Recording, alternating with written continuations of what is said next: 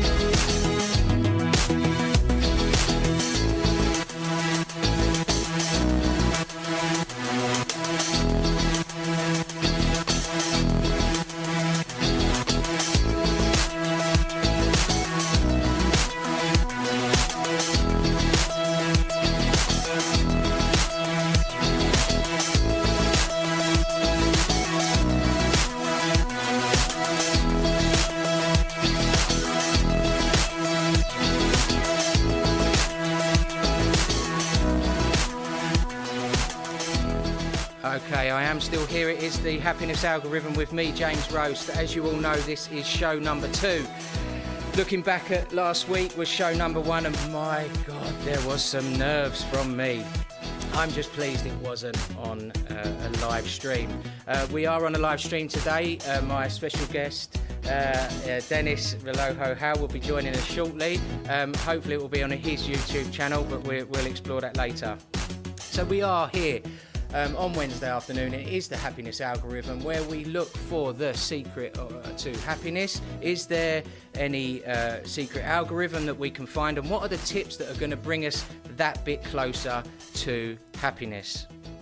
So, looking back at last week, we had Ryan Holder from Lifestyle Nutrition Performance Coaching, and what a great first show that was. It was really excellent to have Ryan in as a guest and talk to us about how we can manage our sort of physical health, but most importantly, how we can balance that with our psychological health as well. He left us with some tips, which was his FMF philosophy, which was the focus, move, fun philosophy.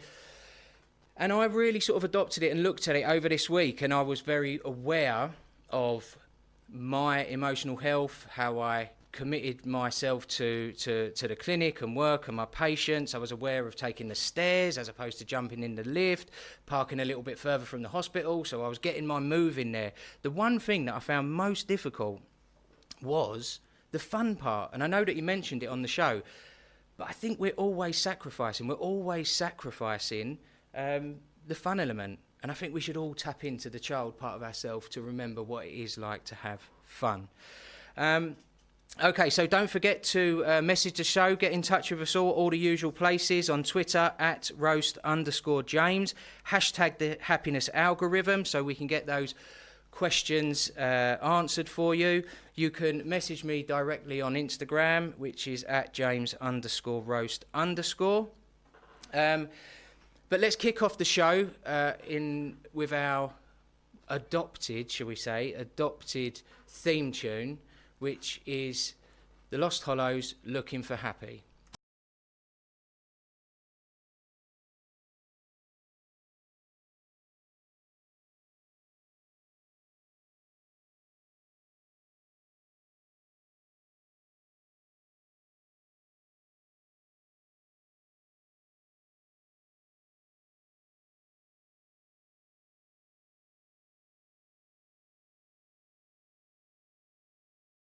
This is Phoenix FM.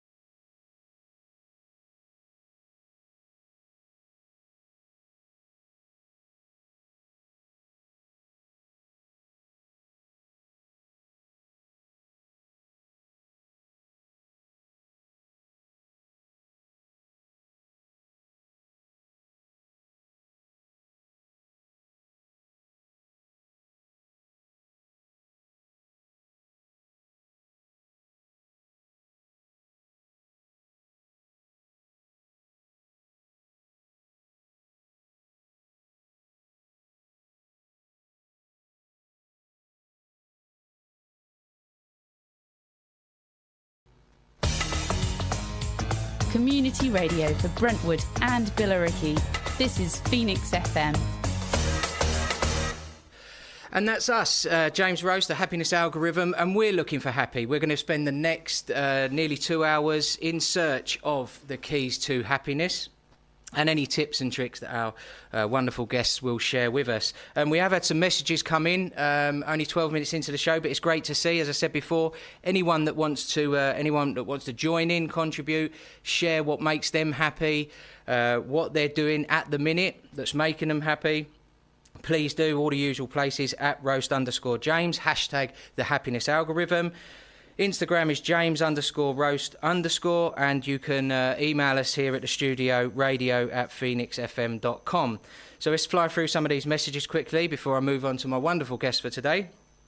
So we've got someone that's come in from Brentwood. So Linda said that what she's focused on last week and what makes her happy is extending her dog walks. She's really enjoying extending her dog walks with the beautiful, crisp, cool weather. We've also got another message come in from, we've got Rachel. What she enjoys is sitting down, catching up on a couple of shows and her favourite box set with a cup of tea. Well, there's a special one here as well. So what's making this young chap happy? Ethan King, it's his 9th birthday today. And I think we all enjoy birthdays and we all remember what it was like to be 9. And that was a fun time. I've also got a message from Laura. She's just passed another of her teacher training exams. So that's made her very happy as well. And this is great. So more of those messages coming in, please. And we will share them throughout the show. So, moving on. to my very welcome guest, which let me introduce the world's first blog psychologist, Mr. Dennis Relojo-Howell. Thank you for having me here. Yeah, I feel happy, just like the vibe of your show. Good. So, Dennis, we with all of our guests, we like to do an introduction, but a therapeutic check-in. So I ask 3 very quick questions for to bed people in, to engage them into the show, to settle them in, so we can begin to explore, get to know you a lot better. So, looking at these questions, so how's the last week been for you? Oh, to be honest, it was quite uneventful, but I'm glad that I'm here to share my experiences and my perspectives about happiness. It's just a usual thing that I do. I work from home, so there's nothing unusual that took place. Okay, good. And obviously, we have met briefly once before, didn't we? As I was a guest on another show, and you were there working for that show, and so very briefly we met, and you reached out over Twitter. And we had a conversation there, and we've since it was last week, back in the last week, wasn't it? So that was great that you wanted to come on and talk about some of your background. And obviously for me, it's very exciting because I've only got a brief glimpse of what you do. Anyway, I'm digressing away from the check-in question. Sorry. So you've had a pretty uneventful week, but a good week, and you're pleased to be here. What's been on your mind this week? In 9 days, it'll be my birthday, so that's been... Happy birthday. Yeah, I'll be 37. Wow. Yeah, so that's been going on. And also on the 20th, it'll be my 5th wedding anniversary. Yeah, Congratulations. So, thank you. Congratulations. So we've got some exciting events coming up. So these have been occupying your mind. Very exciting. And what about how are you feeling today? You touched on it there, but how are you feeling today? I feel quite relaxed and excited. And it's nice to be here. So it's quite a different vibe. Good. We like different vibes. Yeah. We like different vibes. Okay, so thank you for the check-in. You're now in. You're bedded in. As with all guests on the show, I ask them to pick their own music because I think it gives us a good window into the individual as well. So now that we're checked in, we're going to go to a quick break because I always have to schedule in my adverts. So the adverts are going to come in. We're going to go into one of your tracks after that. Then we're going to talk a little bit about why you've chose that track and then get to know you a little bit more. See Geordie Shore's Scotty T take on Love Island's Stevie Bear at Fame MMA at a packed-out Utilita Arena in Newcastle, December the 14th. Who will win at the UK's only celebrity MMA event? Plus Sam and Marty from Geordie Shore finally get to settle their differences in the cage after months of bad blood. Georgia Harrison fights YouTuber Ashley Marie. All this and a whole host of other celebrities fighting on the night. Fame MMA UK, Saturday the 14th of December at the Utilita Arena Newcastle. Get your tickets now at Ticketmaster or subscribe to PPV. Check out Fame MMA UK Instagram for further information. Real Christmas trees look beautiful, but what do you do with yours after 12th night? Well, we have the answer. St Francis Hospice will collect and recycle your real tree absolutely free of charge. This service is available to all postcodes in Havering. All donations are welcome and every penny will help local people in Havering and beyond. To register your real Christmas tree for the recycling service, visit sfh.org.uk/tree-recycling. Looking for a great way to bring in the new year? Then join us for Mount Avenue Banqueting Suites Countdown to 2020. Tickets are on sale now for £60 per head and include a sumptuous 3-course dinner, disco and a complimentary glass of fizz to toast the new year in. Call us on 01277 211 549 or find us on Facebook to book your tickets now. Over 18s only, T's and C's apply. Do you suffer from heel pain or plantar fasciitis? Do you experience knee pain walking up or down stairs? Or do you have a stiff lower back? Parents, does your child complain of achy or sore legs during or after exercise? Does your child trip over or appear clumsy? Then it could be due to flat feet. My name is Neil McAllister, lead podiatrist at Kinetic Podiatry Clinic, the Brentwood Centre. We will assess, advise and provide treatment to resolve your aches and pains. For a free advisory consult, contact Brentwood 514 739 or kineticpodiatry.co.uk for further information. Kinetic Podiatry Clinic, keeping you mobile and active, making you kinetic. Phoenix FM. Okay, so here comes the first song from my guest Dennis Relojo-Howell, and he's chosen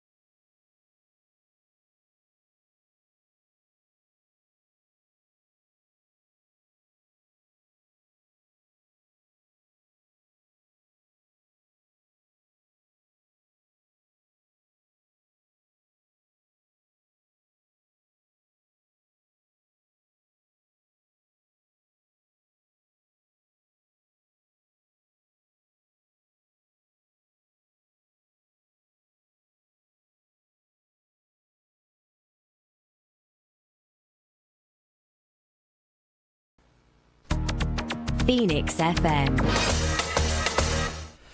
There we are, Gilbert and O'Sullivan, Get Down There. That was a pick from our special guest today, Dennis Relojo-Howell. He joins me in the studio here on the Happiest and Algorithm. So, Dennis, we briefly introduced you at the start of the show. Now we've got all the housekeeping out of the way. That's the important bit. All the ads are done, the music's been played. Now we get an opportunity to talk, get to know you a little bit more, and hopefully you can share all of your wisdom, tips and tricks with the listeners that will help bring them ever closer to happiness. So, Dennis, welcome to the show. Thanks for having me here. Lovely to have you. So, you are a mental health blogger. Mm-hmm. It says that you're the very first blog psychologist Yeah, a lot of some newspapers reported that I am. I don't know if I am. It's a great title to Yeah, have. thank you. And you run the website, the company PsychReg. Mm-hmm. So tell me a little bit about what you do, what PsychReg is, and what does a blog psychologist do? Basically what I do is I'm a mental health blogger. So I work from home. I run a mental health, psychology and well-being website. So it's a platform where I publish a range of articles covering those themes. And I also had I run a podcast, but it's I have a collaborator from with two lecturers from America, and I also organize events relating to mental health. Now, with the title Blog Psychologist, it's a made-up title, apparently, because essentially what I do is I advocate for the mental health benefits of running a blog, because I've been blogging for about 15 years, but I started mental health blogging for about 5 years. So essentially, my advocacy is trying to promote mental health through blogging, and a lot of charities like Mind or Sane, they do give platforms for people to voice the experiences of mental health, and it allows people to make sense of what happens to them, and essentially that's what I'm trying to promote in the field of blog psychology, so to speak. I love that. So is this the contributors to the blog just professionals or patients, people that have been through crisis? The blog itself is a mishmash. I would say about 90% of what's published on the website is not from me. It's a user-generated platform. I publish mental health stories, so that's one aspect of what I publish, and then I also publish articles from academics, from researchers, and I also publish press releases. So it's a mixed blend. And is that where the YouTube channel sits as well? Is that where your podcast is? Is it all in the same? All housed on the same platform? Yeah, it's all housed on the platform, but it's co-branded as the Mental Breakdown / PsycReg podcast. Because what happened is that I'm aware that I'm not going to be an excellent YouTube and excellent podcast host. So why is that? I just don't have the showmanship. Yeah. So, but by glorious coincidence, I came across with these two gentlemen from America, Dr. Bernie Wilkinson and Dr. Richard Marshall. And they already have an ongoing podcast by the time I approached them. But I told them that perhaps we could work together because we seem to be we have the same goal anyway, to disseminate the field of psychology and mental health. So we co-branded the existing podcast into PsycReg podcast, and we've been doing that for over 2 years now. Amazing. How did you come across these two guys? Oh, just from Twitter. Oh, wow. Yeah. Okay, excellent.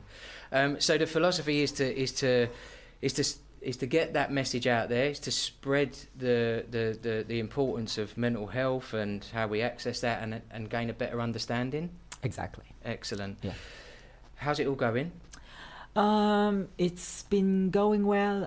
It allows me to work from home. It allows me to organize conferences. In fact, about a month ago, I was in Malaysia. I organized an international conference there.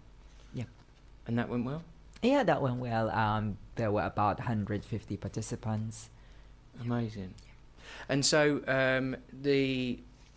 internationally speaking, so we've got Malaysia for the conference. The two gentlemen that you mentioned earlier that you collaborated with in the States. What's the landscape like, and is there a difference between the States and Malaysia in terms of the conversations that are being had on and around mental health? Oh yeah, definitely. Because we have to take into account culture when we talk about mental health. I was originally from the Philippines. We don't really talk about mental health as openly as Western countries.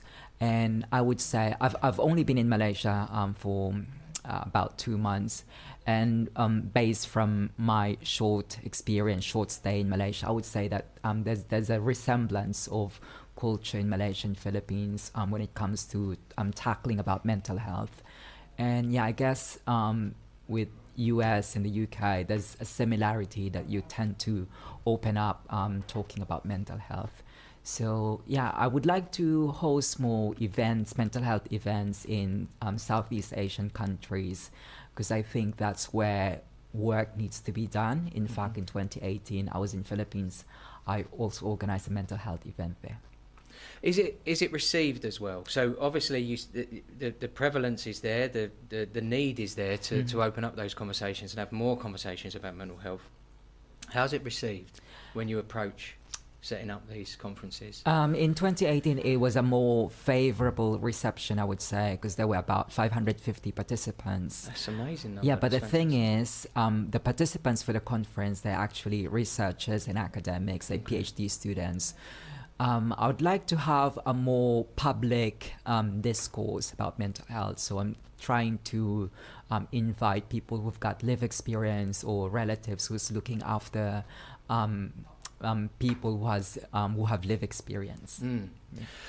And this is what we're trying to achieve with the happiness algorithm. We want those lived experiences. You know, there are many platforms out there that are promoting experts to come in and discuss what we should or shouldn't be doing, but that lived experience, I agree, is so important, and understanding people's narrative and journeys as they progress forward. So it's lovely to hear that Psych Reg is promoting that and looking to build upon the successes that you've already established. So 5 years ago, 15 years, did you say, of blogging? Yes. And 5 years ago, moving into sort of the more mental health field. What drew you to move into the mental health field and start blogging about that? Well, essentially, it's my background. I did an MSc in psychology, and I went to uni. I did psychology, so it's just I tried to connect to interests, blogging and mental health. So that's why I've been doing it now. Yeah, I started blogging 15 years ago. So basically it was just a personal blog. When I say personal blog, it's just like any other blogger. I share personal things about me, what I've done, what my opinions are. And then later on, I moved to become a travel blogger, because when I was on my early 20s, I was a backpacker in Southeast Asia. So I visited different countries, and I chronicled it into my blog. And then later on, I transitioned to become a mental health blogger. Very nice. Very nice. Do you see any similarities or trends between when you were initially blogging and what you're sort of beginning to blog about now as well? Obviously, the subject matter has changed, but how you promote that and how you sort of write those blogs. I think I've benefited from my blogging experience, because I'm able to create my own website. I'm using WordPress for those people who are not aware of WordPress. It's a blogging software, so I've become quite proficient about it. I also gained social media skills, and that I suppose the writing comes into it from experience, and also how to what topics that you should publish. And are there themes or trends that you see, the blogs that are submitted to the site, are you beginning to see sort of themes and trends emerge out of the landscape of mental health? More recently, there's an emerging trend of male psychology. Just last night, I published an article that it basically says that men should not just be told to open up, but we should have a more dynamic approach when it comes to encouraging men to open up about mental health. That's quite an interesting article. It's an emerging trend that I get to publish articles about men's mental health. Okay, that's really interesting. Very, very, very interesting as well, because we know that perhaps there's been a culture or a history of, as you say, men being quite closed and not perhaps being as forthcoming, maybe asking for help. Let me throw that question out over to you. Why do you think men find it difficult, or why has there not been much traction in men addressing their mental health? I think it has something to do, we all hear it, that there's an element of masculinity, but aside from that, I also think that there's so much focus on other members of society that we tend like who? LGBT, for instance, or females, that we tend to not focus. We tend to forget that there's also other members of society, especially white men, heterosexual men, that we do not realize that they're also undergoing difficulties, not just because they're white and they're heterosexual. Then they're not undergoing any difficulties. I think it has something to do with the media, and when I say the media, blogs and radio and television. And how do you think we can move that forward? How can we make it more accessible for men to perhaps seek the answers they're looking for, or seek the help they're looking for, or gain the confidence? I think there's already an initiative going on to address this gap. For instance, the British Psychological Society has just launched the male psychology section, and there's also a number of networks which is specifically catered to men, which is interesting. I think we're already heading to the right direction. And do you think that there's a difference in language we need to use between male, female, or sort of culturally? I would say so. I'd like to go back to the blog post I published last night. The author said that men do not usually respond to the traditional relational kind of counseling.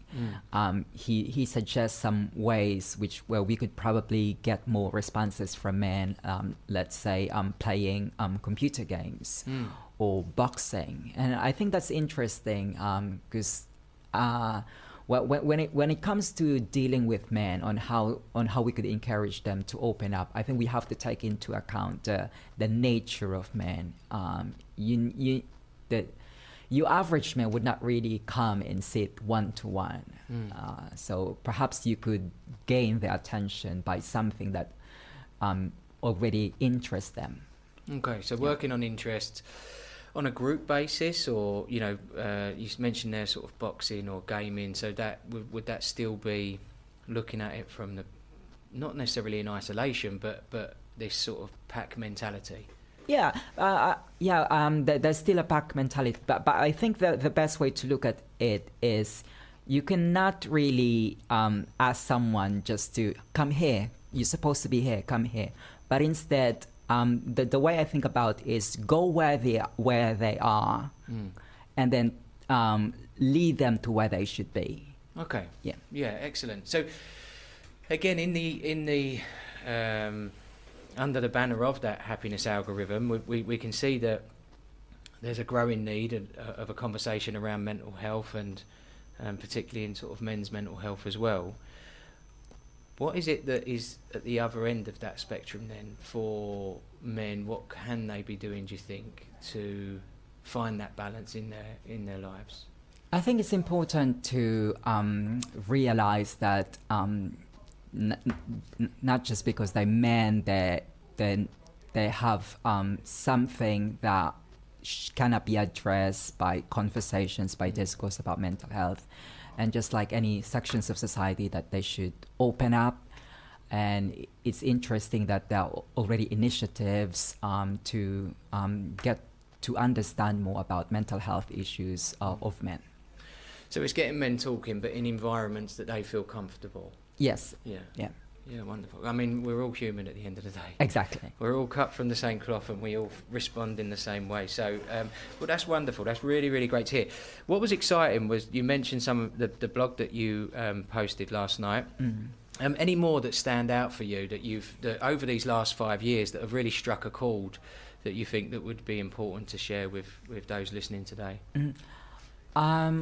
One of my favorites is the mental health stories that I publish, because it highlights the lived experience of people. Because usually when we talk about mental health, we tend to focus on the research, we tend to focus on things that we see in the media, but it's also refreshing to hear from people who actually who have lived experience of mental health issues. I'm not going to mention any name, but there's a particular guy who really inspires me because he suffered from psychosis and he has schizophrenia.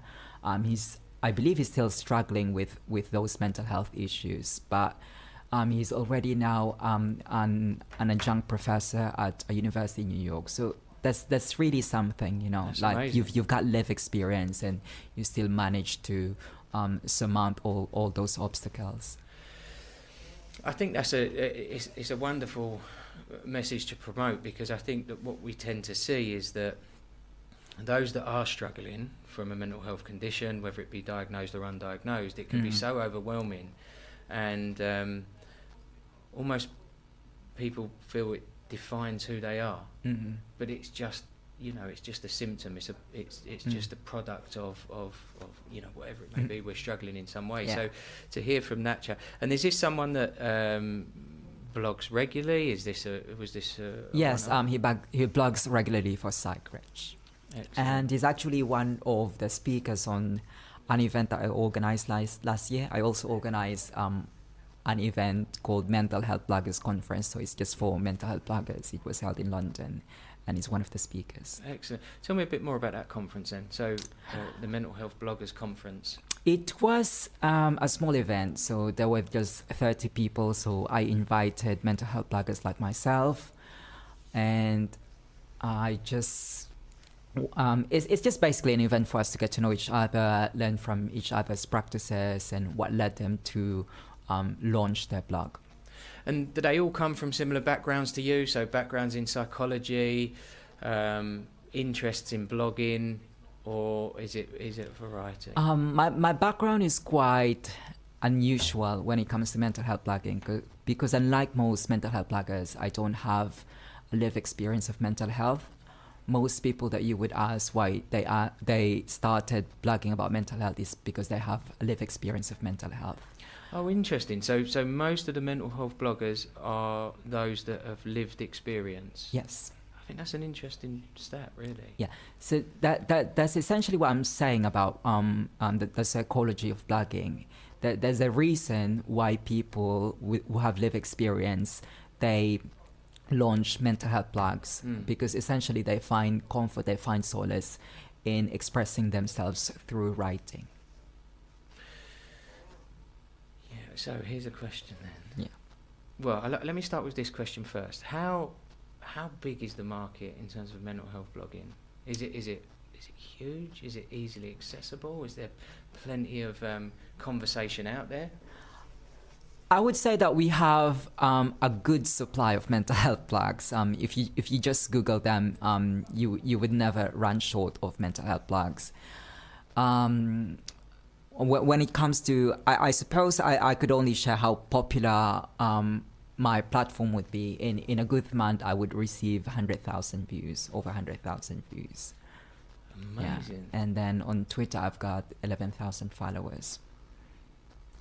That is a lot of people. That is a lot of people. Yeah. So my question following on was how. So if we talk about the bloggers that are producing the content from lived experience, I agree that I think it's a wonderful platform, and this is where technology works in our favour. It gives people that voice, gives people that opportunity to be able to share what they're feeling. How safe is it in terms of, you know, those individuals that are struggling, that are putting content out there? Because we do hear some of these horror stories sometimes that, you know, Twitter's shut this account down, or Instagram's been shut this account down because there's a promotion on, or individuals are promoting maybe unhealthy coping mechanisms to manage their distress. I mean, have you found any blogs that have come your way that you think, actually, this isn't perhaps appropriate? Yeah, that's an interesting question. That's one of the challenges of the nature of the platform that I run, because I don't, especially I'm publishing lived experience of mental health.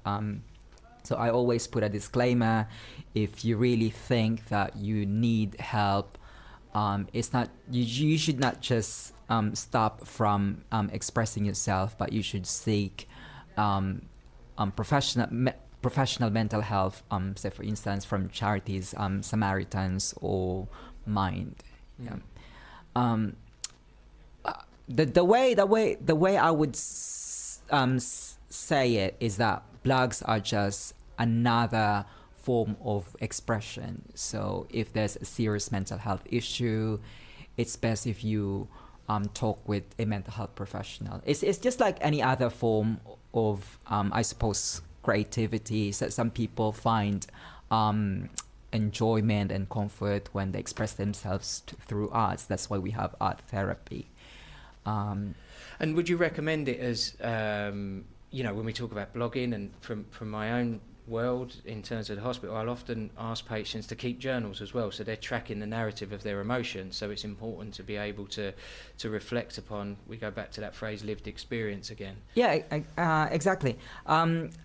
Essentially, the act of expressing yourself through blogs is not really a new thing. The medium has just changed. Expressive writing has been launched by James Pennebaker in the early 1980s. And it's just so happened that right now, people do not really use pen and paper to express themselves. We feel more natural, we feel more inclined to express ourselves through Instagram, through Twitter, through YouTube, and through blogs. Yeah. Wonderful. And I will, I mean, there was, I looked at the website over the last week or so, and there was a blog that jumped out at me, and I wonder if it was the same chap that you mentioned earlier, but it was a really, really interesting sort of story around the lived experience again. So he had been a patient in the system for many years, and then went on to become a therapist himself, and it was sort of speaking about how the system was not right, it was broken. Yeah, he's the same guy. It is. Yes. Oh, there we go. Right, okay, so fascinating, an absolutely fascinating read. And I urge anybody to go on and have a look at that, because it was, I tell you what stood out for me, as I was reading through the blog, I was like, wow, yeah, this is exactly what, from my perspective, that I see within the system, the systems that are wrong, that are squeezing us, that are perhaps pathologising issues, that are perhaps symptom driven. And here's another voice that has been through that, and is now looking to create change, albeit not being able to affect system change, but in his vicinity, within his discipline, within his world, he's practicing the way that he believes right, and then helping others.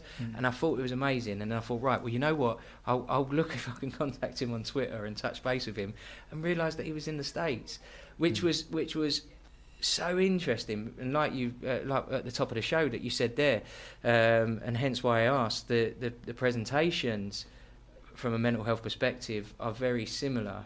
Globally speaking, there are always going to be mental health issues.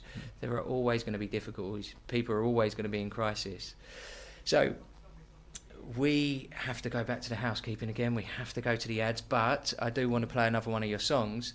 I'm going to leave you with a question. We'll go to the break, and then we'll come straight back into it after, because I want you to think about this one.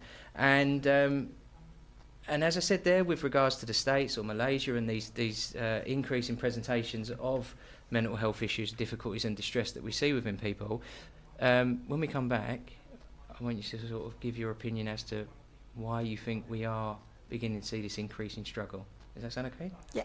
Perfect. We'll be back in a few. Community radio for Brentwood and Billericay. This is Phoenix FM. Have you been to see the team at Ardley Green yet? They can save you time and money on your cleaning. They've got great discounts on mops, cloths, black bags and paper products, including 40 quilted toilet rolls for just $9.99. Plus, introducing chemical-free cleaning products and equipment. Ardley Green, working to keep your homes, businesses and schools environmentally friendly. Call the team today on 01708 477 120 to find out how much you could save. Has your double glazing steamed up? Cloudy to Clear can save your windows. We can save you money, energy and time by replacing the pane, not the frame. We're a Which trusted trader, and all glass units come with an amazing 25-year guarantee. So why not go to cloudytoclear.com to book a free 20-minute no-obligation quotation. Cloudy to Clear, replacing your failed double glazing. Uncompromised style this Christmas. Shop outlet prices at Braintree Village. Get party season ready at Reese, Ted Baker and French Connection. Spoil the ones you love with gifts from Lindt, Molton Brown and Radley. Shop to entertain with homeware from Denby, Whittard of Chelsea and Le Creuset. Get the gifts they'll love with up to 60% off the RRP. Braintree Village. Outlet shopping in the heart of Essex.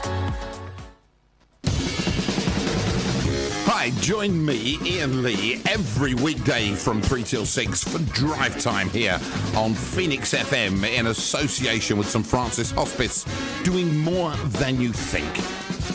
We'll have fun and frolics for 3 hours. Not only that, we'll have the traffic and travel keeping you up to date on the roads to put a smile on your face and a song on your lips. Sometimes we'll even have some guests to cheer you on your merry way. So that's me, Ian Lee, on Drive Time every weekday, Monday to Friday, 3 till 6 here on Phoenix FM.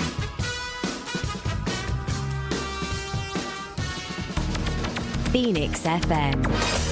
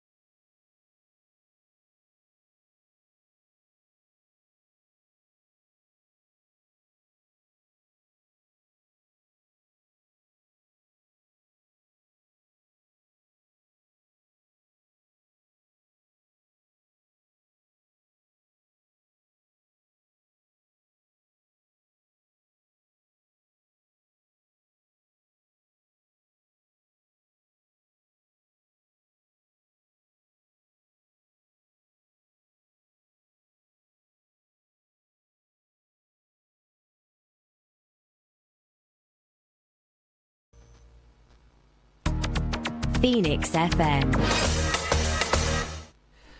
That was the Carpenters with Top of the World. That was our guest, Dennis Relojo-Howell. Second choice, music. And if that didn't make people happy and get their toes tapping, then I don't know what does. So, Dennis, before we went to that break, I asked you why you felt that there was an increase in sort of mental health conditions and why we're seeing this sort of we won't go as far as maybe a global epidemic, but certainly why we're seeing more and more people needing that help. Yeah, I don't think there's an increase of people who are afflicted with mental health issues, but the way I see it is that we're just more open to talk about mental health issues right now. So there are more people coming forward, especially in the case of men, because before it's not really masculine to tell people that you're suffering with anxiety or depression, but now it's no longer frowned upon, but it's more encouraged that if you're suffering with mental health issues, you can easily talk about it. So I think, because of that, more people are coming forward. And I also want to say something which might be unpopular, because there's also an element of glamorization of mental health, that people tend to see having mental health issues as something cool, especially for people who are on my industry, that we tend to sensationalize, glamorize mental health issues.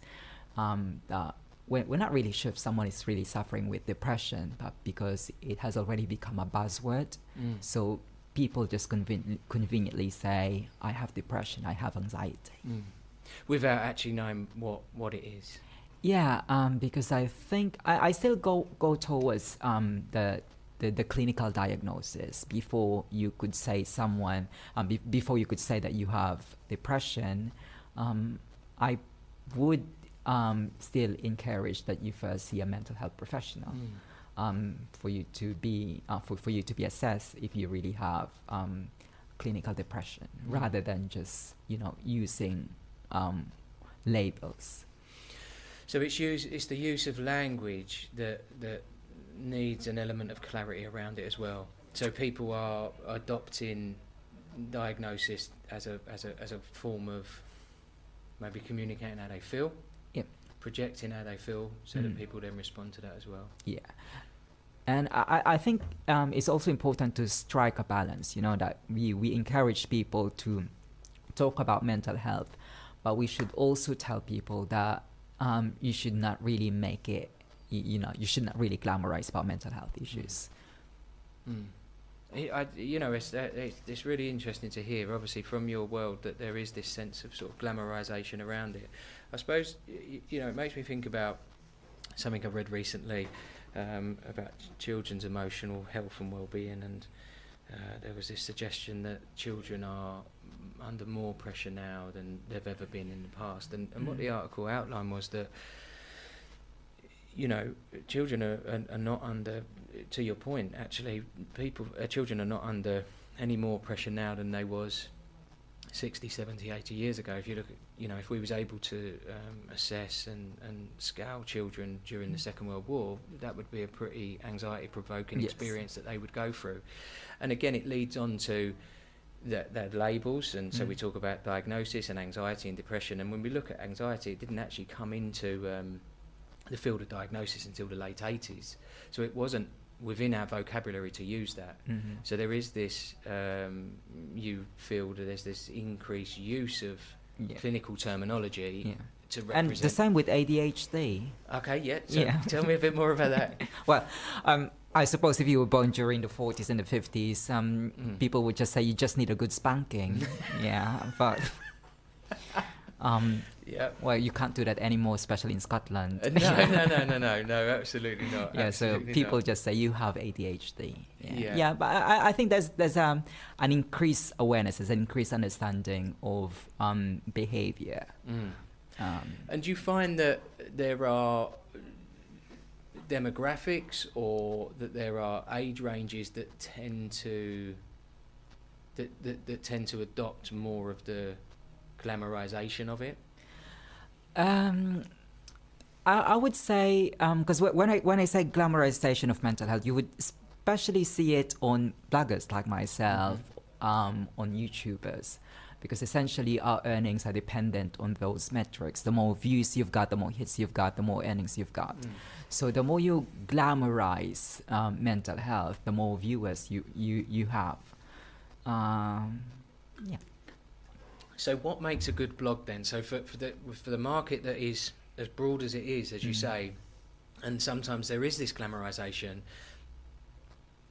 how can we encourage, those that are listening today, if people want to go in search and put mental health into the search engine, how do we know if it's a good blog? How do we know if it's not being glamorized for earnings and hit rates? And I try to strike a balance with my platform.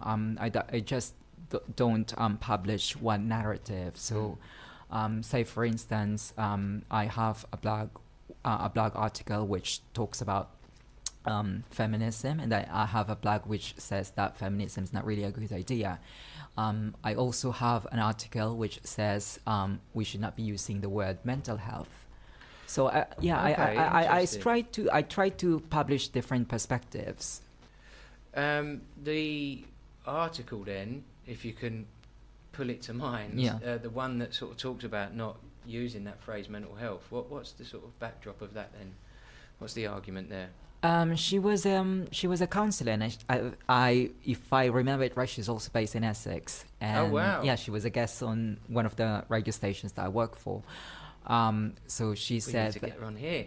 Yeah. So she mentioned that we're just using the word so loosely when in fact what we actually mean when we say mental health is emotional health.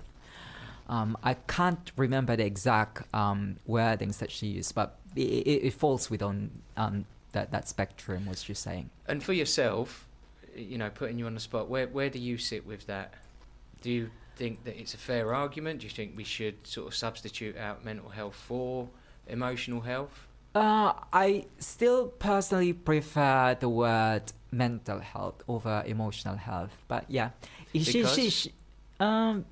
Because we're really talking about mental health. But going back to the argument, she's not the first person that I've encountered to say that. When I was in Malaysia, there was also one of the speakers. He's based in Edinburgh, and just out of nowhere, he also mentioned that to me, that a lot of people are not really using the word mental health in its proper context. But as for me, I prefer the word mental health over, let's say, emotional health or spiritual health, because I think it really covers what we're trying to talk about when we're talking about anxiety, when we're talking about depression. For me, we're really talking about mental health. And do you think adding or using that word adds the credibility and credence to it as well, whereas arguably the softer version of emotional health doesn't pack the punch maybe that people need to take? Yeah, I'll go along with that, but you see, that's what I'm trying to say. You have to strike a balance when you run a platform. I don't essentially agree with that article that I published, but still I publish it. I would say half of what I read on my own blog, I don't agree with it, but I'm giving people a platform to express their opinions. Excellent, and so interesting as well that you strike that balance between having the articles, the blogs that you're for, and those that actually get you thinking. How much over the 5 years of blogging and producing the content for the article and reading and publishing and so on and so forth, how much do you feel you've learned from all of these articles coming in? I would say I've learned from people who has lived experience, and also because I have an ongoing interest about resilience. So those people who were published within those areas, I also learned from them. Tell me a little bit more about, I was just writing down there, resilience. Yeah, resilience. Talk to me about your interest then with resilience is basically the ability to be firm, to stay motivated, in order for you to surmount the obstacles that you're going through. It goes back from my earlier experience, because I grew up in the slum in the Philippines. So it's quite a difficult life. So we did not have electricity or running water until I was 10. Wow. And I did not get to experience how it was to use a toilet. So when I need to do my thing, I just sit on a corner, squat on a newspaper, and then put it on I know it sounds gross, put it on a carrier bag and then sling it on the river. That's my childhood. But I don't. I think I don't get emotional looking back. Like what kind of life that I used to live. I don't get emotional with that, and I attribute it to the fact that I think I have high levels of resilience, and I have high threshold for squeamishness. I think. I also say that to my husband that a lot of things that I experience in life, I'm quite grateful that I grew up in the slum because it shaped me the kind of person that I am. Essentially, when I talk about mental health, I don't have a lived experience of mental health, but I think that's the kind of message that I want to convey to people, that there's an aspect of humanity that you can actually tap into, and that aspect of humanity is resilience. And do you think, so is it like we're all born with a pot of resilience and we build upon it, or is it something that we inherit from our environment, from our lived experience, because arguably we're all a product of our past. So where does that resilience come from? Is it there? Do we have it in abundance, or is it something that we have to foster and work, like a muscle? I think it's because of how I was raised. I was born in the 80s. I was born in a third world country in the slum, so you can't really be squeamish. So I've seen a lot of things in my life. I've seen someone stab in front of a house at the age of 8. Wow. And how do you, as an 8-year-old, how do you manage that? How do you sort of process that? Oh, well, I have to be honest. When I first when I saw that, I screamed, and then I embraced my dad. Like, this is not something that I could stand. But looking back, I think the violence that I've seen, that poverty that I've seen, it shaped me into the kind of person that I am. I'm not saying that I'm tough, because I'm not really physically tough, but when it comes to managing my emotion, I think I've matured over the years. There's a benefit in growing up in a slum, I would say. So sometimes my husband would say, unlike you, I don't have the luxury of growing up in the slum. So he comes from a different background? He's English, so he's born here. I brought him in the Philippines a few times, just to introduce to him the kind of life that I used to live. Well, Philippines is way better now compared to the 80s, but there's still poverty. I mean, fascinating, and really not even a lifetime ago, 30 years ago. This is, you're growing up in this and experiencing that, and not even getting running water till 10 years old. It's not. Oh, when you were a child, it's not really something that you think about. It's just you think it's part of life. Yeah. And how was that childhood in terms of when you look back on that? Was you a happy child? Yeah, I was a happy child. It's just interesting right now because I remember sometimes I couldn't really, how do you say it? I can't really stand not checking my phone. And then I remind myself, like, hang on, when you were 10 years old, you don't have television, you don't have radio, but you're happy. Yeah. So. And where does that come from, do you think? What was it? What is it about that time that made you happy? I think it's because of my parents. My parents instilled to me the value of not being materialistic, but finding joy in simple things, finding happiness in simple things. And I think that's a good message to the listeners of Happiness Algorithm, that it's not really the material things that could be a good source of happiness. There are other things. The pleasure of being with your family. I'm still happy because I still have my parents around. I have a loving family. A wonderful message, a really, really lovely message to share, because it is the simple things, and I think often we have to remind ourselves to stop sometimes and embrace what's in front of us, and to put down the phone sometimes, and be with the ones we love. And exactly. Yeah, fantastic, absolutely brilliant. I really appreciate that, Dennis, for sharing that. So back to sort of looking at where the blogging comes in and how people can access it. Where is it? Is it pitched for everyday people? Can anybody look at it, and do you feel that anybody can take something from it, or is it for academics and professionals? That's the beauty of blogging, because what makes blogging different from other platforms, let's say newspaper or books, is that it makes articles conversational. So you write it in a language which is easy to understand, the way people actually talk. That's what makes blogging interesting and accessible. When I have researchers publish their articles on PsycReg, you know how academics write. It's jargon-filled and it's heavy kind of writing. So I tell them, try to write it the way you would talk to a friend. Yeah, you don't really talk to a friend laden with jargon. You talk with a friend, just chillax kind of talking. So that's the kind of writing that I encourage to my contributors. You don't have problems with people who are actually sharing live experience, because it's just a more down-to-earth kind of writing. Yeah.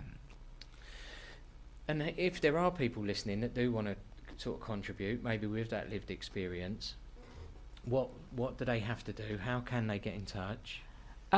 Just visit my website. My contact details is there. So my website is called PsycReg. I'll spell it out. So it's PSYCHREG. So PsycReg. PsycReg. And what about your sort of social media handles? Let's give them a sort of mention and a shout out. So just go on Twitter. So it's also PsycReg. I'm also on Facebook and on LinkedIn and on YouTube. Interestingly enough, if you could let me mention this, I'll be running my own YouTube channel, podcast. So it will be called the Dennis Relojo Show. It will start sometime this month. Perfect. And what will be the sort of format? What are you looking to do? Who are you going to have on? It will be essentially the same format as this. I'll invite people who are interested about mental health, and just ask them, drill down to the core beliefs, the history, and what started them with their mental health journey. Excellent. Well, seamlessly that leads us into the next part, because we touched on it there, sort of a little bit of your upbringing and what you've been through, and I love the fact how open and honest you were with that resilience, and we'll spend a bit more time on that. But for me, what I'm always interested in, those that move into the world of psychology, I always want to ask that question of why. What brings you into sort of psychology? Just like most things in my life, it's accidental. When I was in secondary, I really wanted to go to university. I'm the first in the family to go to university, and because when I was a child, I have this grit, of course I'm okay living in Islam, but when I was 16, 15-year-old, I told myself there's a better world out there, there's a better life out there. And I told myself the best way to claw out of poverty is through higher education. So I spoke to one of my teachers, and then she said, why don't you do psychology? I said, it's quite a flexible course, because there's different applications to psychology. I'm sure most of your listeners could relate to. Sometimes we just go to university and just we don't really know what we're gonna do. So I'm not really sure when I picked psychology at university, but I think I'm glad I did. I don't think I could be a good engineer, because that's something that also considered. I'm not good with numbers. I can't wallow with the complexities of numbers, so I don't think I'll be a good engineer. So yeah, I think I'm happy where I am now. Good. Well, it's always about happiness. So but so interesting, you know, even at that, you know, the young age as a child, or even sort of an adolescent at 15, 16, you wasn't aware of what you was going to do, but that chance conversation with that teacher that suggested exploring the idea of psychology, and then look, here you are now, all these years later, the world's leading blog psychologist. Okay, so Dennis, I think what we'll do is we'll go to another short break, and we'll go into your third and final song, and then when we come back, we'll start to really drill down in for the listeners what they can do to, as we said before, bring them closer to happiness. I'd like to talk a little bit more about that resilience as well, perhaps how the listeners can focus on that, how they can build their resilience against some of the sort of internal struggles that they often face.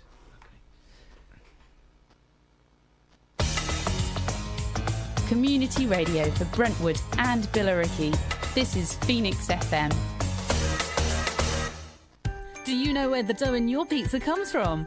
At Crust Gourmet Pizza in Shenfield, we make our dough fresh in store every day with our signature ingredient that's, whoops, that would be telling.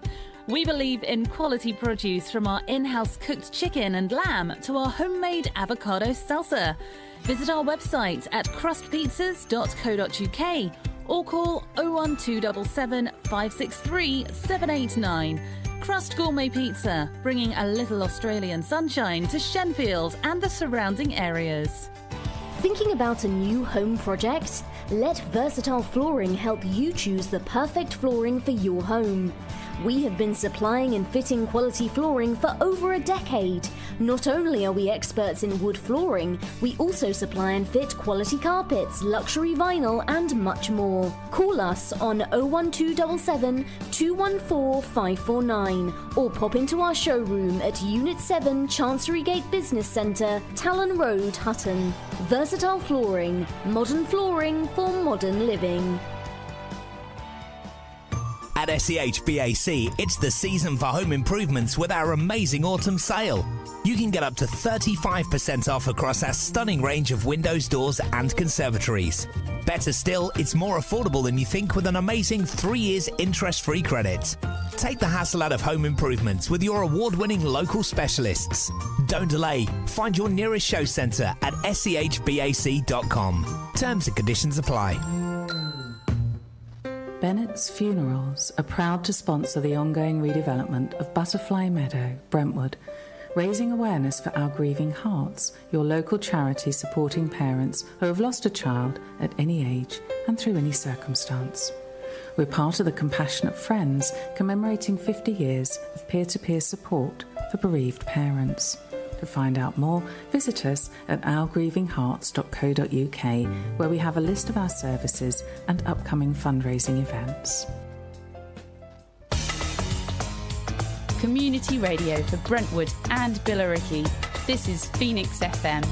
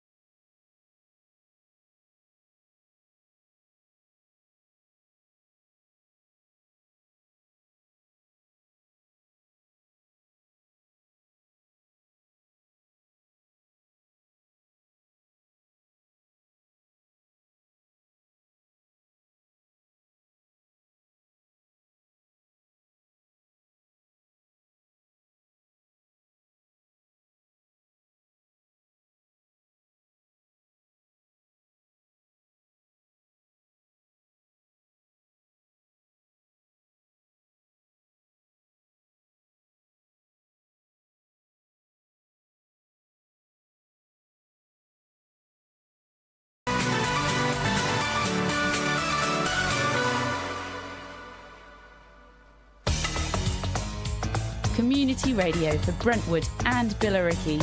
This is Phoenix FM. It's 2:20, it's Wednesday afternoon, it's me, James Roast, and you are listening to the Happiness Algorithm. We're into the final part of the show now. It's been absolutely brilliant today. I mean, it makes it a hell of a lot better when you're not panicking as much as I was in show 1 last week. Lovely to have my wonderful guest here as well, Dennis Relojo-Howell, who is a blog psychologist. You know, the second part of the show really for me, Dennis, was amazing, just to hear sort of your childhood and your upbringing. And I think that, you know, the story that people bring is just so fascinating. And I think this is the bit sometimes for me when I look at it from world of psychology, or certainly from the hospital's perspective. I see people come in, and so often we are lost by the diagnosis that walks through the door. But there's so much more to that individual, and from my own line of work, I'm always looking to see past that. I always see the diagnosis as a set of symptoms or a behaviour in some form, and like any symptoms, like a baby's temperature, we can keep bringing the temperature down, but unless we address the cause, it will go up again. And so my clinical philosophy is always to see past that and understand who the individual is. And we can see it from a world of positive psychology sometimes as well. It's seeing the global individual, the whole person, which I think is really crucial. And so being able to share that, and some of those contributors to your website and the mental health bloggers as well, that lived experience I think is really crucial for those out there that are suffering, that are in crisis, that do find it challenging or find it difficult to speak sometimes. If they can access that website, or access your website, read through some of those blogs and see that other people are going through exactly the same experience, but have also come out of that as well. It's really excellent. So as I say, we are into the final part of the show now. And one of the things that I have forgot, I'm forgetting things all over the place at the minute. You will have to bear with me. This is only show 2, and I promise you I will do my very best to get better and better and harness this skill and this craft. But one of the things that I did forget to do, I've just said to Dennis while that track was playing, as I said earlier, I always get my guests to pick their own songs, because I think it gives us a little window into those individuals behind the mic and behind the titles as well. And so Dennis, you kindly sent 3 songs over to me earlier. We loaded them up and we've played through those now. We've had Avicii, we've had Gilbert O'Sullivan and the Carpenters. A real mixed bag. Real mixed bag. So tell me a bit about why you chose those tracks. First is Karen Carpenters, because I always hear that growing up, because that's my mom's favorite song. So when I hear a Carpenter song, it reminds me of my mum. Lovely. She might be listening now. Let's hope so. Yeah. And Gilbert O'Sullivan, because I'm really old school when it comes to music. I was born in the 80s, and I know that song was really in the 70s, but it was still quite popular during the 80s, and I also grew up listening to that song. I just like the tune. I'm not really paying attention to the lyrics.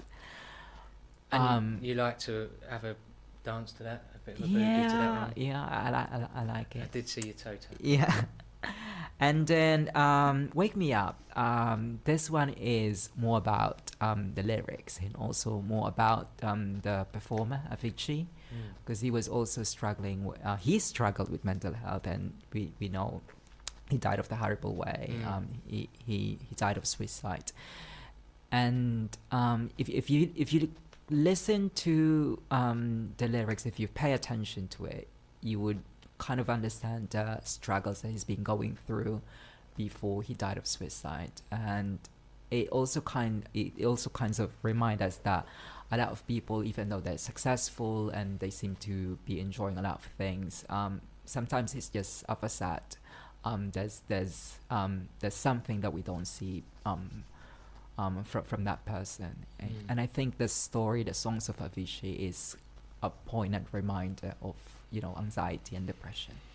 Very much so. They say that we, when we're happy, we hear the melody, and when we're sad, we hear the lyrics. Exactly. So it is such it's such an emotive medium, music, and it's one that I think is so important, and hence why I do ask all the guests to choose their own music, really. And it's lovely. It really is lovely. And it's because personally speaking as well, you get to hear music that maybe you wouldn't normally choose yourself, you wouldn't go to. But yeah, fantastic, absolutely brilliant. So Dennis, the focus now really is looking at what can we do with all of your wisdom and all that you've learned. What can we do that brings us ever closer to happiness? What is the secret? I suppose doing the things that you really enjoy. As for me, I really enjoy blogging. I wouldn't be doing it for the longest time if I'm not really enjoying it. I think that's the message to people. Just find life is short, so do something that doesn't bore you. Blogging doesn't bore me. So that's what I do. Aside from blogging, I also enjoy traveling. Favorite place on the planet? Thailand. Yeah. Yeah. Because? I just like the people and the culture, and also the food. And what is it? So, because I'm always interested in culture, and what is it about that culture in particular that appeals to you? I admire, I think the Buddhist culture in Thailand, because it's more like, accepting people as they are, but they don't really impose their beliefs on them.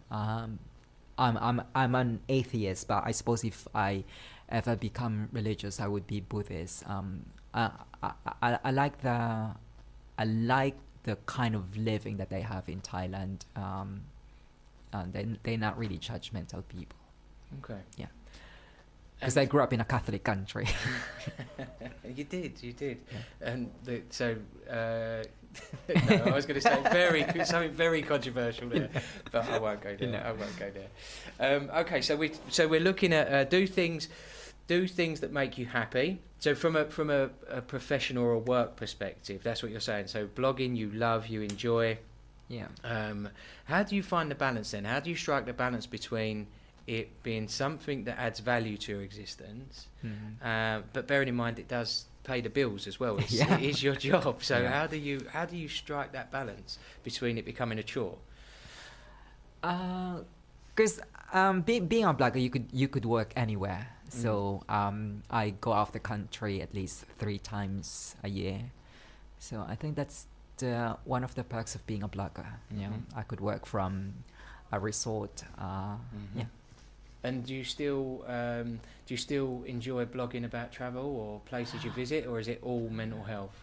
It's all about mental health now. I think as we grow old, our interests evolve. I'm no longer I'm still interested about traveling. I think I'll still travel up to my 60s. I love traveling. But what's happening after 60 then? I don't know. Yeah. Well, statistically, I should die when I'm 70 to 75. Okay. Yeah. But anyway. So 15 years, 10, 15 years, you'll have a rest. Yeah. You'll switch off from the travelling and put your feet up. Okay. Yeah, but I kind of lost thread. Sorry, I shouldn't make jokes. No, I've been told that's fine. about this. Yeah. I shouldn't make jokes. Just stick with the show. Yeah. I've lost my thread there as well. So blogging, getting the balance between it being pleasurable and not being a chore so much. But you said that it's a passion of yours. What about people that maybe are maybe not lucky enough to be in that position to do a job that they really enjoy? What can they do? Well, I suppose find a hobby. It's not just all blogging that I find enjoyable. It's not just traveling. I go to events. I go to theaters because that's another thing that I enjoy. And I hang out with my friends. Yeah. Okay, so friends, theatre, shows, traveling, writing. Yeah. Read a good book. Okay, excellent. So all of these things supply you with the balance you need to keep manoeuvring your sort of day-to-day existence. Exactly. Excellent. So you mentioned there in the second part of the show as well about resilience, and I think it's a term that not necessarily is overused. but it is a phrase that's bandied about. Mm-hmm. So can we drill a little bit deeper into that then? So you mentioned you sort of touched on your childhood and what you experienced and where you grew up and what you witnessed. That resilience comes from there.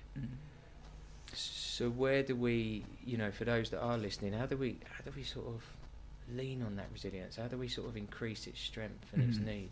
Yeah, the way I see resilience is that I always tell myself, if other people who've gone through a lot of worse things than me were able to recover from this situation, I should also be able to do that. I always remind myself, like, what was your childhood like? It's nothing compared to the kind of situations that I'm living in now, the kind of things that my parents have to go through to raise 3 children and to send all 3 of us to university. That's something. So I was just trying to make myself realize, like, when I was 30, I know, well, when my parents were at my age, they did a lot of things which are worse. I always try to make myself realize that, and that's how I see resilience. If people who've gone to worse situation than me can cope with this, I should be able to cope as well. Okay, so there's almost drawing a comparison against other people in the world that have been through adverse circumstances and difficulties as well. Yeah. Anything else that people can perhaps, that are struggling, that are in crisis, anything else that people can do to increase their sort of... Yeah, I think it's also important to learn from people who have lived experience. I mentioned to you that guy who keeps on writing for PsycReg. Learn from his experience. In fact, I read two of his books, and he shared how he struggled with schizophrenia and how it affected his relationship with his friends and family. But if you try to learn from him, because it's really serious, what he's gone through, it's schizophrenia, it's psychosis, he's got delusions. If you learn from his experience, you would realize that it's something that you can recover from. And still live, by the sounds of the chap that you're talking about, a professor at university, and so living... Author of 3 books, and he's an international speaker. So that's something, in spite of what you have experienced. So talking with others, seeking help, not allowing it to sort of dictate and consume and take ownership of you or define your sense of identity if we are struggling, seeing that there are resources, that there is a resilience that we're all born with, and we can rely upon, and draw those comparisons against others to see that what we're going through now won't last. It's something that we will come out the other side of, but we mustn't sort of do that in isolation or sort of struggle in any way. Just remind yourself that this is just a journey. It will also pass away. Yeah, absolutely. I always try to remind myself life is short, so don't just focus too much on something. It's just a phase. It's just a phase. Bad weather always passes. Yeah. And so you mentioned there what you enjoy doing, so shows and reading and stuff like that. When you are sort of experiencing low mood, or do you ever experience low mood? I do experience low mood. I also find comfort in gardening. I'm really quite old school. Because I'm an introvert. I prefer to do things on my own, so that's why blogging is really perfect for me, because I just work in a room, and when I get bored and when I'm down, I do gardening. Plants are quite friendly. They are. Yeah. They are. They're very forgiving. They are, and they don't answer back either. Yeah. So you're quite green-fingered then. So I bet your garden is wonderful then. I try to. I look after them every day. Is something your partner's interested in as well? Not really. Okay. We've got really opposite interests. His interest is more into computers, He's more into the techie stuff. So that's why sometimes when I've got problems with my website, he can fix it for me. Yeah. Very handy. Yeah. Very handy. And he also repairs laptop. He really comes in handy. Yeah. Very much so. So, when you talk about all of the activities that you're talking about there are quite symbolic of being what we consider to be immersed in primary process. So primary process, looking at it from the sort of psychoanalytic theory as being periods of time with no demand, no responsibility and no expectation, or very, very little of. They're quite pleasurable and they're quite indulgent as well. I think for me, it's imperative that we have this balance of primary process and also what we're at the mercy of as an adult, which is secondary process. Secondary process being the reality of our existence. There's always going to be demands. There's always going to be a level of responsibility and expectation that is placed upon us. And so, you know, if we can begin to carve out activities that are pleasurable and indulgent, and there's a lack of demand, responsibility, and expectation with them. You know, so whether it's gardening, whether it's going to the theatre, and I suppose in a sense blogging as well, because interestingly it's your journey, it's your story that you're telling. Do you find that sometimes when you're trying to pull a blog together, you can sometimes be working too hard, you're trying to force through, or does it always come naturally? Is it something over the last 15 years you've... Because right now I no longer really, it's very rare that I write my own article. So what I do is usually just edit the work, because I've got my own style guide. So basically just edit it for the choice of words and just use the appropriate picture. That's the bulk of what I do. Why have you stopped sort of doing your own blogs? Because I don't want Psychreg to be all about me. I want it to be about the readers. So that's why, like I mentioned earlier, 90% of the contents there are not published by me. I want it to be shaped by the people who actually read it. So that way, I'm just giving... Psychreg is just a platform for people to publish their articles, because running a blog is not really... running a website is not really easy, and it's not also expensive. It's not also cheap.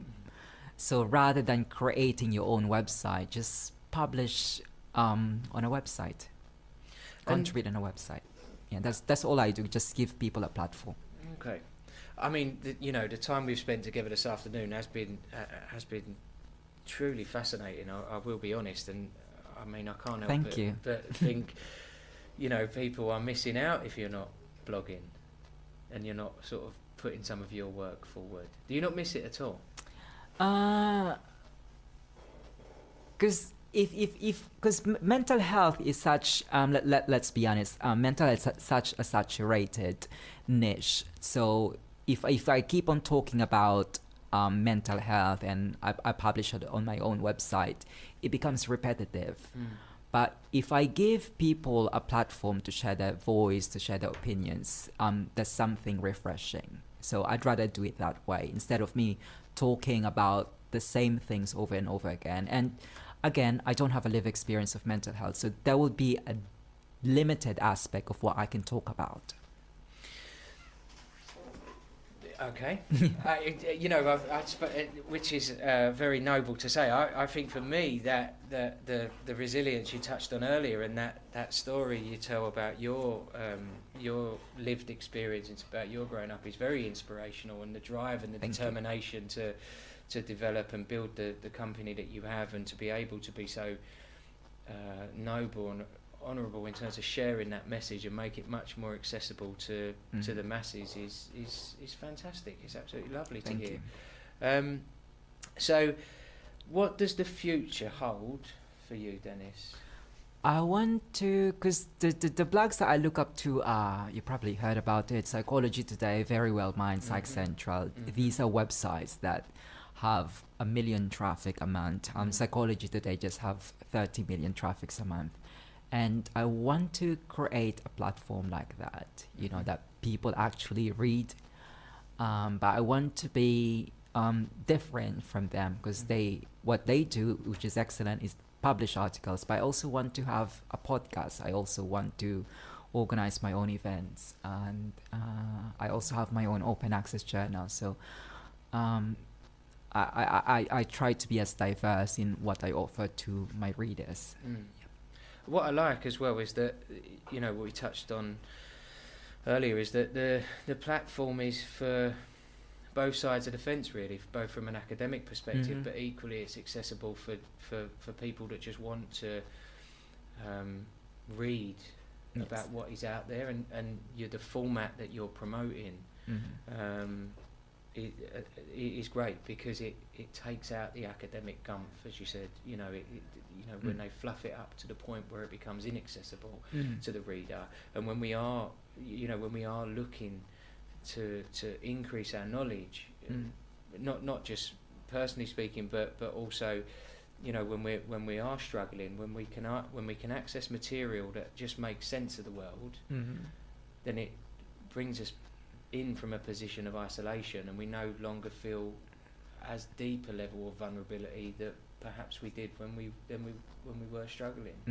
So I think it's fantastic. It's fantastic, and you know, I wish you all the best for that going forward. So I noticed as well on the website that there was your, correct me if I'm wrong, is it like chairman of the International Society of Psychology, Counselling and Education? Yes, that one is more academic, and it's also aimed for researchers. So I started organizing events in 2017. So I launched a society, the International Society of Psychology, Counselling and Education. So basically it's just an umbrella for psychologists, counselors and educators to network and to share their research. That was launched in Philippines. But basically those people who attend my the conference I organize, they automatically become members of ISPC. Excellent, wonderful. So we will we'll go into our next break now. Sadly, we'll go into the next break. We'll play another song, and Dennis, I would love you to stay for just the very last part before we go into the drive show at 3:00. Remember again, if anything has provoked or stimulated anything today, please do get in touch in all the usual places here at the Happiness Algorithm. You can contact us at roast_James on Twitter. Please put in the hashtag the Happiness Algorithm. That means that I can just go straight into the information there. You can contact me direct on James_roast_, or you can email us straight into the studio at radio@phoenixfm.com.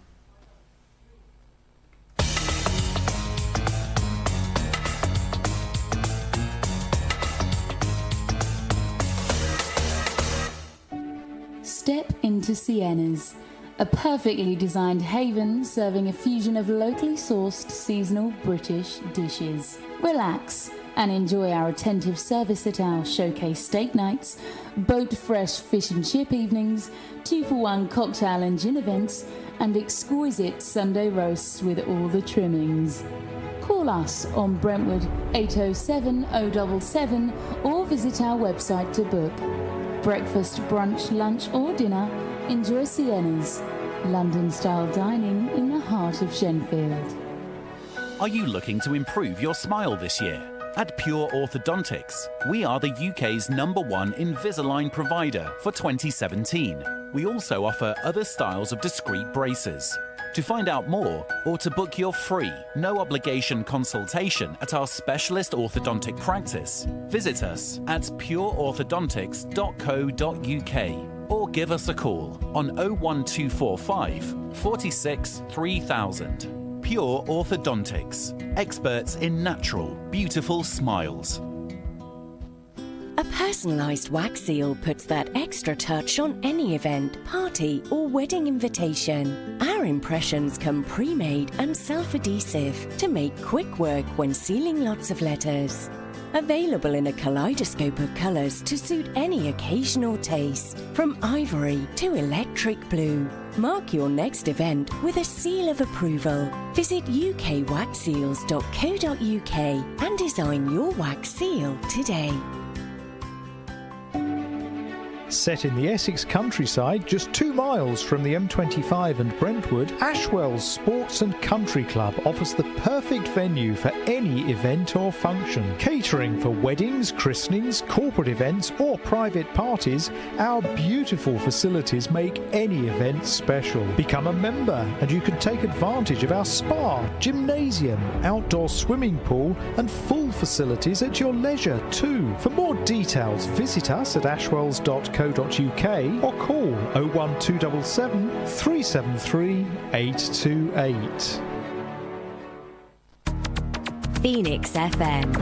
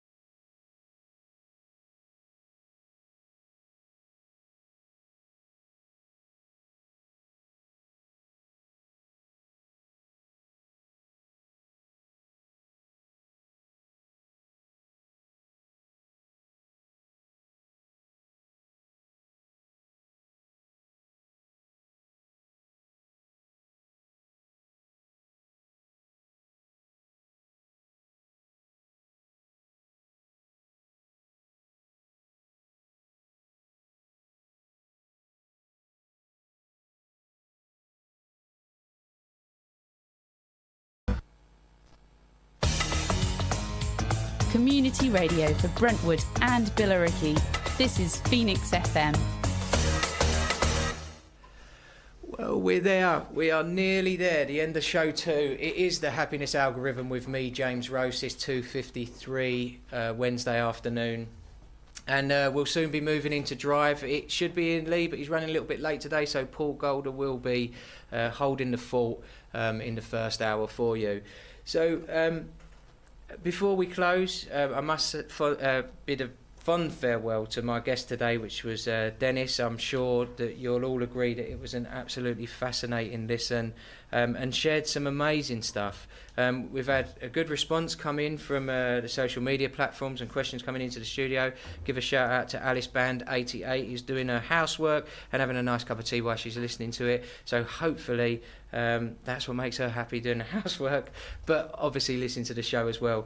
What we can take from today's show is that it's important to recognise our resilience and know that we're all blessed with that somewhere inside of us. We draw comparisons against others to see that, you know, it isn't all necessarily too difficult for us, and find fun in the simple things in life as well. So put the phone down sometimes, garden, listen to music, read a good book. Would that be fair to say, to sum up what you've said today, Dennis? Exactly, that's a good summary of what I've said. Yeah. Excellent. Yeah. Anything you want to leave us with? Any sort of interesting tidbits? Share your social media handles with us again, and tell people where they can access some of those blogs one last time for me, please. Yeah, so I run a website called Psychreg, Psychreg.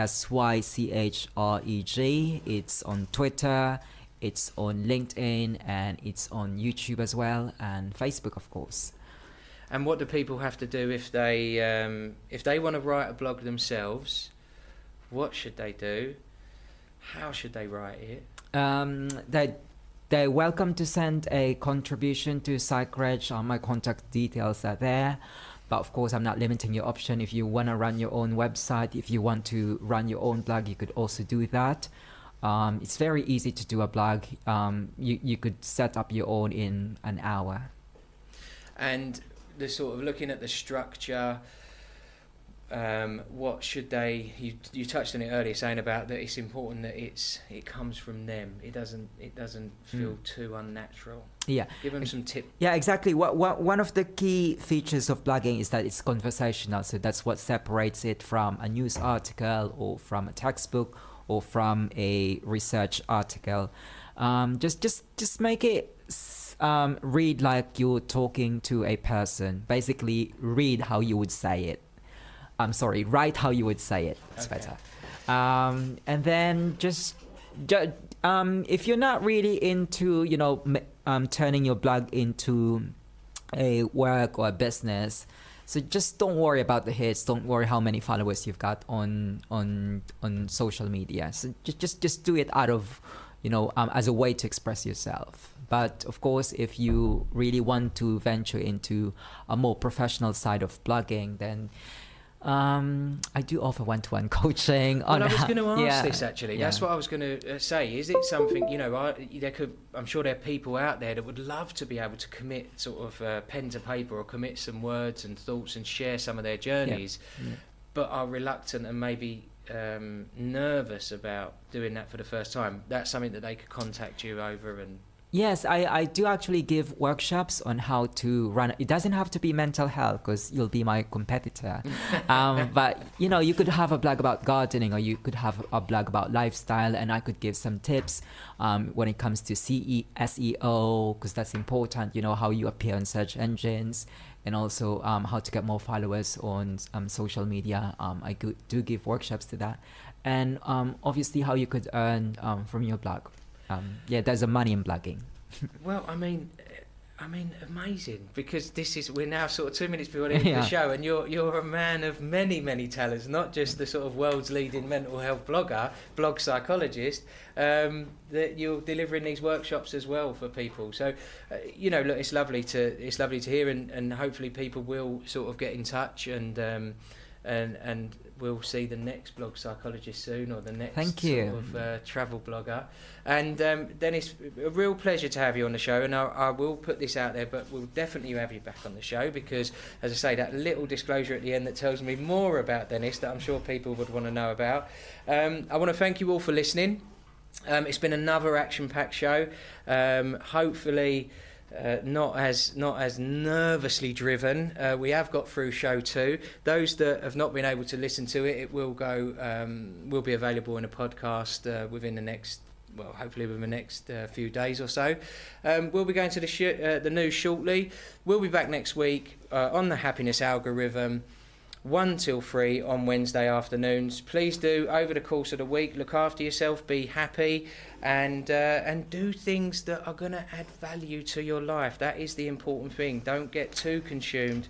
It is a busy, busy world out there, and it is very demanding. Send in any music requests or any sort of tips that you might have. And again, there might be some keen gardeners out there that sort of relate and understand that. We've probably got some Carpentman fans out there that also are having a boogie as that song played as well. But please send them over. As I said before, we'll just go through those social media handles again. On Twitter, it's @roast_James. Please use the hashtag #TheHappinessAlgorithm. Direct message me on Instagram, which is James_roast_. And you can message the studio, so that's radio@phoenixfm.com. I want to share those stories. Let's keep normalising that conversation about mental health, and be good people. And